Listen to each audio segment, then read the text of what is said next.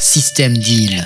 Quel est le point commun entre Patrick Timsit et Jean-François Timsit ? Non, pas de blague antisémite, je suis pas d'humeur et je viens de faire une vidéo sur Miss Shoah. Comme vous ne trouvez pas, je vous aide un peu, tous les deux sont humoristes et tous les deux ne sont pas drôles du tout. Pour Patrick Timsit, c'est partiellement vrai, j'ai esquissé un petit sourire, notamment pour la blague sur les handicapés. Jean-François Timsit est donc humoriste et également, comme passion le week-end, il est chef du service de réanimation et des maladies infectieuses de l'hôpital Bichat. Vous le savez peut-être, en ce moment, c'est le retour du masque à l'école pour tous les enfants, à l'école primaire, au collège c'était déjà le cas, au lycée également. Pour se débarrasser de la 5e vague et pour se débarrasser de ces masques à l'école, Jean-François Timsit a une idée de génie. Il suffirait de vacciner les enfants de 5 à 12 ans. Écoutez plutôt. C'est un rapport coût-bénéfice. D'abord, on doit avoir un certain nombre de doses, de millions de doses.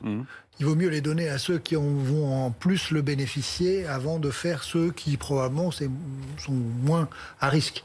La deuxième chose, en rapport coût-bénéfice, c'est si ça peut permettre aux enfants de ne pas avoir le masque quand ils sont petits, ils en souffrent beaucoup. Donc peut-être ça aussi, c'est à prendre en compte. Si on arrive à faire une vaccination aux enfants et que ça la libère du masque entre 5 et 12 ans, ça serait quand même un bénéfice extraordinaire. Donc voilà, tout ça doit être pris en compte.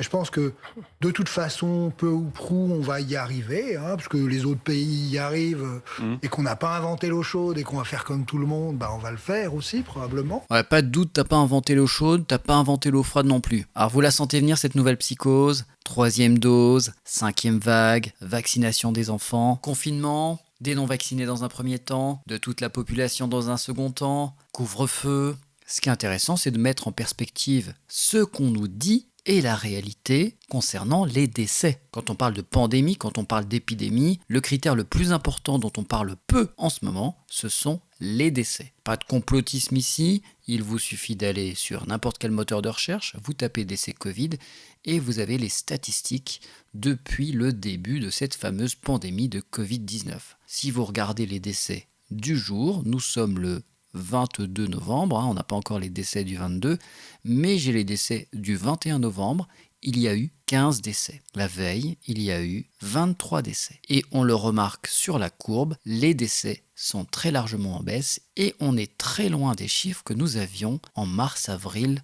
2020. Comme Jean-François et Patrick ont le même nom de famille, est-ce qu'on peut inverser Jean-François Timsit, humoriste, et Patrick Timsit, chef du service de réanimation et des maladies infectieuses de l'hôpital Bichat ? Système Deal. Humour, réflexion, musique. Zéro censure.